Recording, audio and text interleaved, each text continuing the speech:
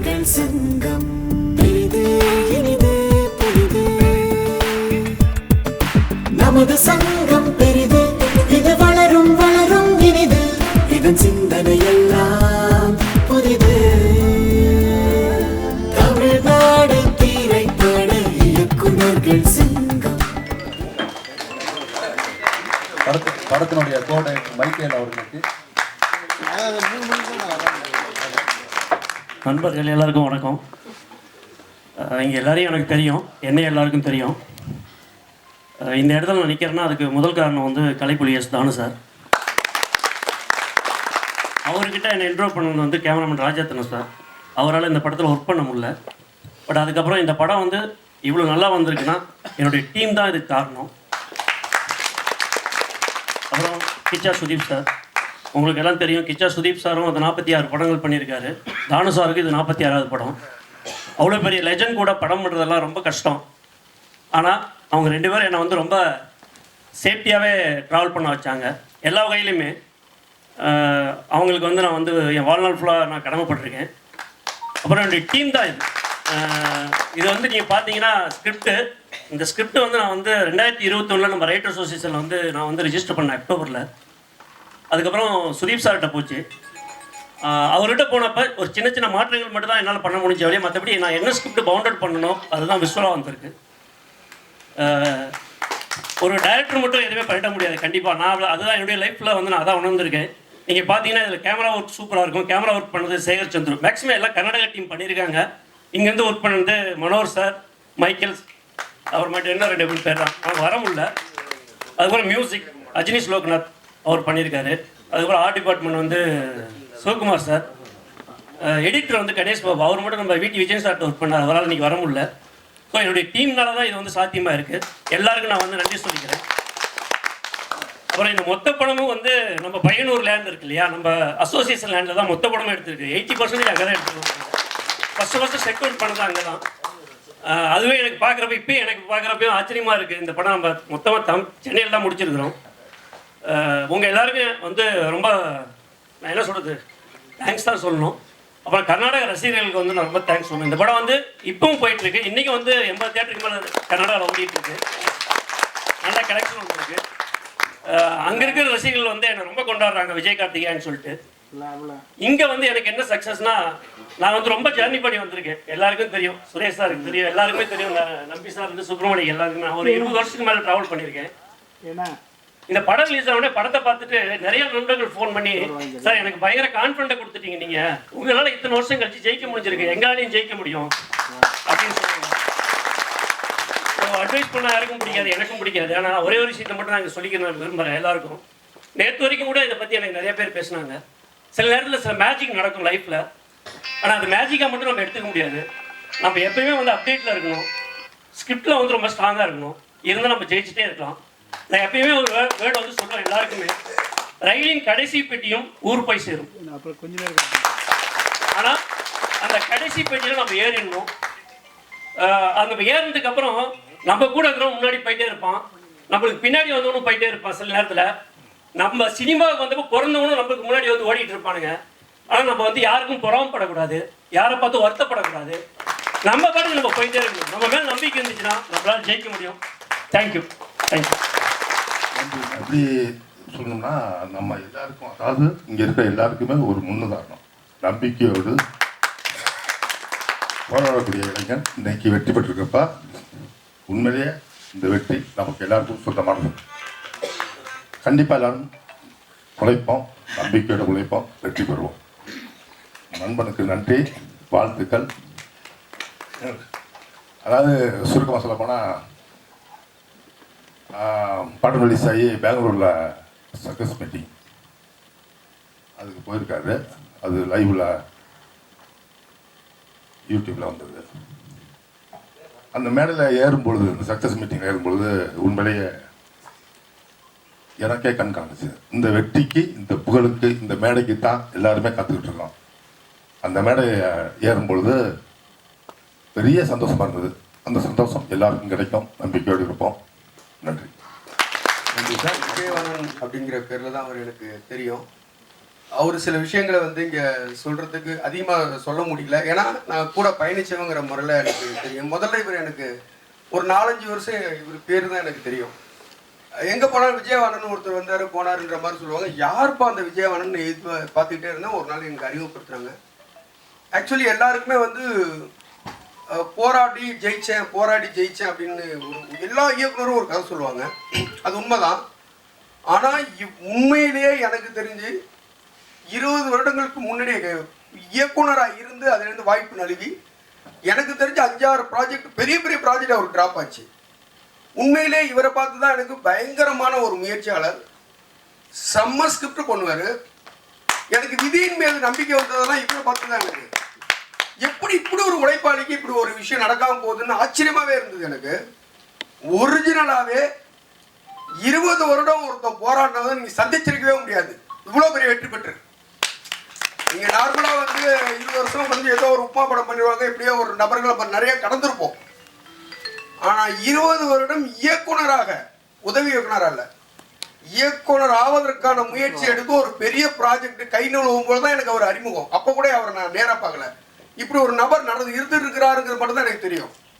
ஆனால் அதுக்கப்புறம் வந்து ஒவ்வொரு தடவையும் வரும்போதும் ஒவ்வொரு கதை அவருக்கு, அதாவது இவர் பண்ணின கதையை விட இவருக்கான கதை பெரிய கதை. சீரியஸாகவே நான் கூட பயணிச்சதுங்கிறதுனால நல்லா தெரியும். இத்தனை வருடம் கழிச்சு ஒரிஜினலாக போராடி ஜெயிச்சேன் என்கிற வாசகத்துக்கு மிக பொருத்தமான நபர் விஜயவாணன் அவர்கள் தான்.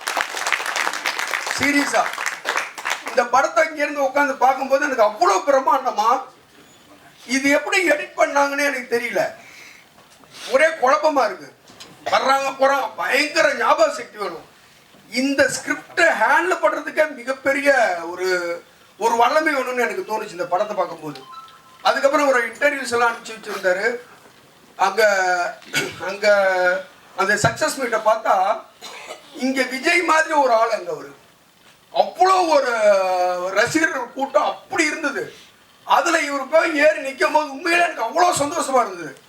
ஏன்னா இவர் நார்மலா வந்து அவர் சொன்ன மாதிரி வந்து கடைசி பட்டியல இருந்தாலும் கூட ஜெயிச்சிடலாங்கிறதுக்கு சீரியஸான உதாரணம் இதுதான். இவர் தான் இது வரைக்கும் எவ்வளவோ மனிதர்களை பார்க்க என்னோட நண்பர்கள் நிறைய பேர் ஜெயிச்சு பெரிய லெவலில் வந்திருக்கிறாங்க, பெரிய லெவலில் இருக்கிறாங்க இப்பயும் கூட.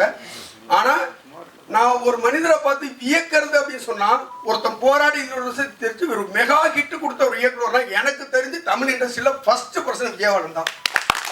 அந்த விதத்தில் என்னோட நண்பர்களுக்கு மிகப்பெரிய பாராட்டுகள். நன்றி. நன்றி சார். விஜயை பற்றி ஒரு வார்த்தையில் சொல்லணும்னா ஒரு விடாமுயற்சியின் வெற்றி என்னவா இருக்குன்னா அது விஜயை பார்த்து நம்ம கற்றுக்கலாம். ஆக்சுவலாக அவர் நிறைய இடங்களில் போராடிட்டு இருந்தார், நிறைய விஷயங்களில் போராடிட்டு இருந்தார். சாயந்தரம் ஒரு தோல்வி அப்படின்ற ஒரு எண்ணம் வந்துச்சுன்னா அடுத்த நாள் காலைல வெற்றியை நோக்கி திரும்பி ஓடக்கூடிய ஒரு தைரியசாலி தான் விஜய். ஸோ இந்த ப்ராஜெக்ட் பண்ணும்போது என்கிட்ட ஃபோன் பண்ணி கேட்டார், மைக்கேல் இப்படி ஒரு ப்ராஜெக்ட் நம்ம சேர்ந்து ஒர்க் பண்ணலாமா அப்படின்னாரு. கண்டிப்பாக ஒர்க் பண்ணலாம் விஜய், நானும் கொஞ்சம் ஃப்ரீயாக தான் இருக்கேன், வீட்டில் தான் இருக்கிறேன், வந்து மீட் பண்ணலாம் அப்படின்ட்டு 2 பேரும் மீட் பண்ணோம். இந்த கதையை சொல்லும் போதே ஒரு சேலஞ்சிங்கான ஸ்கிரிப்டாக இருந்துச்சு. ஃபுல்லாக நைட் ஷூட்டு. ஸோ நான் ஃபுல்லாக நைட் ஷூட் பண்ணி நான் ஒர்க் பண்ணி யாருமே மேக்ஸிமம் நம்ம பழக்கப்பட்டிருக்க மாட்டோம். ஃபுல் ஸ்கிரிப்டுமே வந்து நைட்டில் இருக்கிறதுனால சரி முதல்ல யோசித்தேன். அதுக்கப்புறம் அவர்கிட்ட சொன்னேன் பயங்கர சேலஞ்சிங்காக இருக்குது. இன்னொன்று பைலிங்குவல் 2 லாங்குவேஜ் டீம்ஸ் வந்து ஒர்க் பண்ணுறது ஒரு நல்ல எக்ஸ்பீரியன்ஸாக இருக்கும் அது லைஃப்பில் அப்படின்ட்டு இதை ஒத்துக்கிட்டு நான் கூட ஒர்க் பண்ண ஆரம்பிச்சிட்டாங்க. ஒவ்வொரு நாளும் அவருடைய உழைப்பை பார்க்கும்போது பிரமிப்பாக இருக்கும். ஆக்சுவலாக நானும் படம் பண்ணியிருக்கேன், அவரும் படம் பண்ணியிருக்காரு. ஆனால் ஒரு நிமிஷம் கூட அவர்கிட்ட வந்து அந்த இதை வந்து பார்க்கவே முடியாது. ரொம்ப தைரியமாக இருப்பார், எதாக இருந்தாலும் ஃபேஸ் பண்ணுவார். அவருடைய இது நமக்கான ஒரு வாய்ப்பு, இதை மிஸ் பண்ணவே கூடாது, இதில் வெற்றி பெற்றே தீரணும்னு நினச்சாரு. இன்னைக்கு இந்த வெற்றியால் தான் நின்றுட்டுருக்காரு. பார்க்கும்போது எல்லாருக்குமே சந்தோஷமாக இருக்கும். அவர் கூட இருந்த எல்லாருக்குமே இது வந்து இந்த சந்தோஷம் வந்து மிகப்பெரிய உதாரணம். ஸோ ஒவ்வொருத்தரும் தோழ வேண்டாம் வாழ்க்கையில். இந்த வெற்றியை பார்த்தீங்கன்னா அவங்க எல்லாருக்குமே ஒரு தன்னம்பிக்கை வரும். ஏதோ ஒரு லாங்குவேஜ்னு கிடையாது, பக்கத்தில் இருக்கிற லாங்குவேஜ் தான், அங்கேயும் போய் நம்ம சக்ஸஸ் பண்ண முடியுன்றது இன்னைக்கு காமிச்சிருக்காரு. எல்லாருக்கும் இந்த தன்னம்பிக்கையை இந்த படம் ஊட்டுன்ற நம்பிக்கை எனக்கு இருக்குது. வாழ்த்துக்கள். நன்றி சார். எல்லாருக்கும் வணக்கம். நான் கேபி சாருடைய அசிஸ்டண்ட்டாக இருந்தப்போ முதல் கதை சொல்லணும்னு போய் பார்த்த தயாரிப்பாளர் வந்து தானு சார் அவர்கள். அங்கே தான் நான் டைரக்டர் ஆனேன். ஆக்சுவலாக எப்படின்னா நான் நிறைய தடவை போயிட்டே இருப்பேன். ஒரு தடவை அந்த ஆஃபீஸில் ஒர்க் பண்ணுறவங்க வந்து ஃபோன் பண்ணி தானு சாருக்கு சார் டைரக்டர் வந்திருக்கார் சார் உங்களுக்கு கதை சொல்கிறக்கு அப்படின்னாங்க. அந்த தருணம் தான் நான் டைரக்டராக என்ன உணர்ந்த தருணம். ஆனால் நான் அவருக்கு அந்த முதல் படம் பண்ணுறேன்னு வைங்க. ஆனால் தானு சார் கம்பெனியில் ஒரு படம் பண்ணுறது அப்படிங்கிறது வந்து ஒரு மிகப்பெரிய ஆசீர்வாதம் ஒரு முதல் பட டைரக்டருக்கு. அவர் வந்து ரொம்ப ஹேண்ட் பிக்டாக தான் வந்து சூஸ் பண்ணுவார். அதுக்கப்புறம் வந்து எந்த குதிரை ஓடும் அந்த பந்தயத்தை வந்து அவர் வந்து கணிச்சிட்டு அதில் வந்து அவர் வந்து இறங்குவார். ஓடுற குதிரைகள் வந்து நிறைய அவர்கிட்ட போனதுக்கப்புறம் பந்தய குதிரைகளாக வந்து மாறி இருக்கு. ஆனால் ஒரு முதல் பட டைரக்டர் மேலே வந்து அவர் நம்பிக்கை வச்சிருக்கிறாருன்னா இவருடைய வீச்சை வந்து அவர் முன்கூட்டியே கணிச்சிட்டாருன்னு அர்த்தம். அதனால தான் வந்து இவரை வந்து இந்த முதல் பட வாய்ப்பு வந்து அங்கே வந்து அவருக்கு வந்து கிடைச்சிருக்கு அந்த பேனரில். ஸோ அந்த வகையில் விஜய் கார்த்திகேயனுக்கு வந்து என்னுடைய மனமார்ந்த வாழ்த்துக்கள். இன்னொன்று, இந்த படம் வந்து தானாக எழும்புச்சு. எப்படின்னா இந்த படம் ரிலீஸ் ஆனது தெரியும், பட் அவ்வளோ பரவலாக வந்து எனக்கு வந்து அறியப்படலை. ஆனால் வந்து ஒரு மவுத் டாக்குன்னு ஒன்று இருக்குது தெரியுமா, அது ஒரு அலை மாதிரி வந்து நம்மளை வந்து தாக்கும். இந்த படத்தை பார்க்கணுங்கிற ஒரு ஆங்ஸைட்டி வந்து நமக்கு வந்து கிரியேட் பண்ணும். அது வந்து உண்மையான ஒரு வெற்றி படத்துக்கு உண்டான ஒரு அறிகுறி. அந்த மாதிரி எனக்கு வந்து வெளி வட்டாரத்திலேருந்து இந்த படத்தை பற்றி எனக்கு வந்து மெசேஜும் இந்த படம் நல்லா இருக்குன்னு ஒரு டாக்கும் வந்து வந்ததுக்கப்புறம் படம் ரிலீஸ் ஆகி 2 வாரம் கழித்து நான் வந்து ஒரு ஹவுஸ்ஃபுல் ஷோவில் இந்த படத்தை நான் வந்து பார்த்தேன். ஸோ அந்த படம் பார்க்கும்போது எனக்கு வந்து அவர் விஜய் கார்த்திகேயெல்லாம் முன்ன பின்ன பழக்கம் இல்லை, எனக்கு அறிமுகம் கிடையாது. ஆனால் அந்த படத்தில் வந்து எனக்கு வந்து ஏன்னா விஜய் கார்த்திகேயான்னு வேறு பேர் வச்சிட்டாரு, அதனால் வந்து எனக்கு வந்து இவருக்கு தமிழா கன்னடமா அப்படிங்கிறதெல்லாம் ஒரு குழப்பம். ஆனால் படம் பார்க்கும்போது அதுக்கு பின்னாடி ஒரு தமிழ் மனசு இருக்குது அப்படிங்கிறது வந்து எனக்கு நல்லா தெரிஞ்சது. அந்த கதை ஓட்டம், ஏன்னா சொன்ன மாதிரி வந்து இந்த பவுண்டட் ஸ்கிரிப்ட் அவர் ஒன்று பண்ணியிருக்கிறாரு.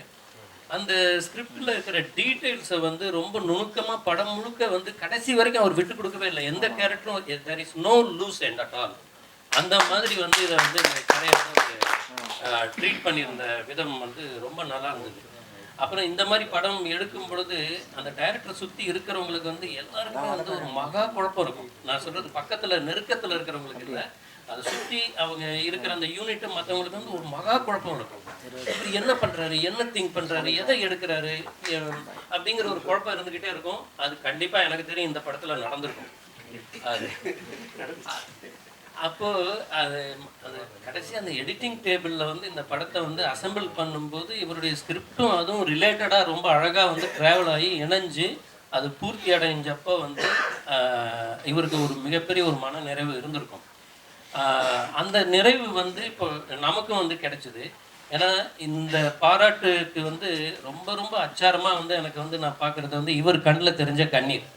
அதை பற்றி பேசும் பொழுது இதை விட வேற என்ன பாராட்டு வந்து இந்த படத்துக்கு வந்து கிடைக்க முடியும்? கூட ட்ராவல் பண்ண ஒரு நண்பர். அதே மாதிரி இந்த ரயிலில் எல்லாருமே போகிறாங்க, ஆனால் எல்லாருக்கும் இறங்குறதுக்கு ஒரு பிளாட்ஃபார்ம் டெஸ்டினேஷன் இருக்குது கண்டிப்பாக. அதனால் இந்த பயணம் வந்து இந்த ரயில் பயணம் வந்து நமக்கு வந்து தொடர்ந்து நடந்துக்கிட்டே இருக்கும். எவ்ரி டைம் நானும் ரயிலில் பிடிக்கிறதுக்கு தான் ஓடுறேன். நான் ஒன்றும் ரயிலில் ட்ராவல் பண்ணிகிட்டே இல்லை. எவ்ரி டைம் ரயிலில் பிடிக்கிறதுக்கு ஓடி ரயிலை பிடிச்சி அந்த இது பண்ணுறேன். இப்போ இவர் மேலே இருக்கிற மிகப்பெரிய ஒரு பொறுப்பு என்னன்னா, அவ்வளோ பெரிய ராட்சசத்தனமான வெற்றி. வைரமுத்து சார் சொல்லுவார், வெற்றி வேணும்யா, ஆனால் அது வந்து ராட்சசத்தனமான வெற்றி வேணும் பாரு. அந்த ராட்சசத்தனமான வெற்றி வந்து இந்த மேக்ஸ் படத்துக்கு மேக்ஸிமம் கிடைச்சிருச்சு.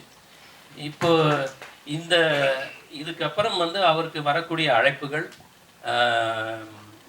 அவருடைய இந்த விடாமுயற்சிக்கு வந்து ஏகே கிட்ட இருந்து கூட அழைப்பு வரணும்னு நான் எதிர்பார்க்குறேன். அந்த அளவுக்கு வந்து நுணுக்கமான ஒரு திறமையோட வெளிப்பாடு வந்து இந்த படம் பார்த்தப்ப எனக்கு தெரிஞ்சது. அண்ட் கிச்சா சுதீப்புடைய அந்த அசுரத்தனமான அந்த இது ஒருத்தர் வந்து இந்த படத்தில் வந்து நடிக்கும் பொழுதும் அடிக்கும் போதும் நம்ம நம்பணும். அது வந்து அந்த நம்பகத்தன்மையை வந்து அவருடைய ஆளுமையில், அவருடைய ஃபிசிக்கில், அவருடைய ரியாக்ஷன்ஸில் எல்லாத்துலேயுமே இருந்துச்சு. நம்ம வந்து கையை கட்டிட்டு அப்படா நம்மளை காப்பாற்றுறதுக்கு ஒருத்தர் இருக்கிறான்னு சொல்லிட்டு நம்மளையும் சேர்த்து அந்த போலீஸ் ஸ்டேஷனுக்குள்ளே பூட்டி வச்சுட்டார் இவர். அந்த மாதிரியான ஒரு தன்மையும் அந்த வேற எந்த காம்ப்ரமைஸும் பண்ணிக்கலாம். எனக்கு இந்த படத்தில் ரொம்ப பிடிச்ச கேரக்டர் வந்து அவங்க வரலட்சுமி பண்ணியிருந்த அந்த கேரக்டர். அதுக்கு வந்து எவ்வளோ அழகாக வந்து அவர் வந்து அந்த லீடெல்லாம் கொடுத்து மாயான ஒரு பொண்ணு வரப்போகுது அவன் வந்தால் என்ன பண்ணுவா, இது வந்து இந்த ஆடியன்ஸுக்கு வந்து அடுத்து ஒரு 10 நிமிஷம் 15 நிமிஷம் ஆடியன்ஸை வந்து அது மேலே வந்து ஃபோக்கஸ் பண்ணி உட்கார வைக்கிறாரு பார்த்தீங்களா? அந்த மாதிரி நிறைய திரைக்கதை நுணுக்கங்கள் வந்து நம்ம இந்த படத்தை பார்த்து நம்ம கற்றுக்க வேண்டியது நிறைய இருக்குது. எனக்கு கற்றுக்கிறதுக்கு நிறைய இருந்துச்சு இந்த படத்தில். ஸோ இந்த டீம் ஒர்க், அதே மாதிரி வந்து இன்னொரு படத்துடைய டைரக்டராக இருந்தாலும் நிசப்தமாக இல்லாமல் சப்தமாக அவர் வந்து கூட அந்த மாதிரி ஒரு டீம் ஒர்க்குன்னு இவர் சொன்னார் இல்லையா? ஒரு எடிட்டரோட பங்கு வந்து ரொம்ப பெரிய பங்காக நான் நினைக்கிறேன். அதே மாதிரி இந்த படத்தை ஹோல்டு பண்ணது வந்து அவர் அஜனீஷோடைய மியூசிக். கடைசி ஃப்ரேம் வரைக்கும் நம்மளை வந்து எழுந்திருக்க விடாமல், ஈவன் நான் கமர்ஷியல் தேட்டரில் பார்த்தப்போ டைட்டில் போனி முடிஞ்சதுக்கப்புறம் தான் எழவே ஆரம்பித்தாங்க. ஸோ அந்தளவுக்கு கட்டி போட்ட ஒரு படம் பண்ண நம்ம விஜய் கார்த்திகேயாவை நம்மளுடைய மண்ணிலிருந்து, நம்மளுடைய இண்டஸ்ட்ரியிலிருந்து, நம்மளுடைய இந்த சீட்டிலிருந்து ஒருத்தர் வந்து இன்றைக்கி வந்து ஒரு மிகப்பெரிய உயரத்துக்கு போயிருக்காருங்கிறத நான் ரொம்ப மனப்பூர்வமாக வரவேற்கிறேன். நம்மளுடைய இயக்குனர் சங்க தலைவர் சார்பாகவும் செயலாளர் சார்பாகவும் இந்த மாதிரி ஒரு படம் போடுறத வந்து ரொம்ப டெடிக்கேட்டடாக பண்ணுறதுக்கு ஒரு டீம் இல்லைன்னா இந்த சாத்தியம் வந்து கிடையவே கிடையாது. ஸோ எங்களுடைய இந்த டீம் வந்து எவ்ரி டைம் வந்து ஒரு படத்தை வந்து நம்ம வந்து கொண்டு வரும் பொழுது ஒரு புதுப்பட ரிலீஸுக்கு எப்படி ஒரு டீம் வந்து ஒர்க் பண்ணுமோ அந்த மாதிரி ஒர்க் பண்ணுவாங்க இவங்க. ஸோ அசோக் அண்ணாமலை, நம்பி, நம்ம ரமேஷ் பிரபாகரன், மனோகர், சுப்பிரமணிய சிவா, இவங்களுக்கெல்லாம் ஒரு ஹேட்ஸ் ஆஃப். ஏன்னா இந்த படம் போட்டு முடிச்சதுக்கப்புறம் ஒரு மேடை அமைச்சு அந்த மேடையில் வந்து அந்த டைரக்டரை நம்ம வந்து கௌரவப்படுத்துறதுல நமக்கு ஒரு சந்தோஷம், அவங்களுக்கு ஒரு சந்தோஷம். இது ரொம்ப அருமையாக வந்து ஹேண்டில் பண்ணியிருக்கிறாங்க. Very good team. இந்த படத்தை வந்து இப்போவும் திரளாக வந்து பார்த்துட்டு இருக்கிற, எனக்கு தெரிஞ்சு இவங்க எல்லாருமே 2வது தடவை 3வது தடவை பார்க்குறவங்க தான் இருப்பாங்க. அவங்களையும் வந்து திருப்பி பார்க்க வச்சுருக்கிறீங்க. உங்களுக்கு வந்து ரொம்ப என்னுடைய மனமார்ந்த வாழ்த்துக்கள். நன்றி.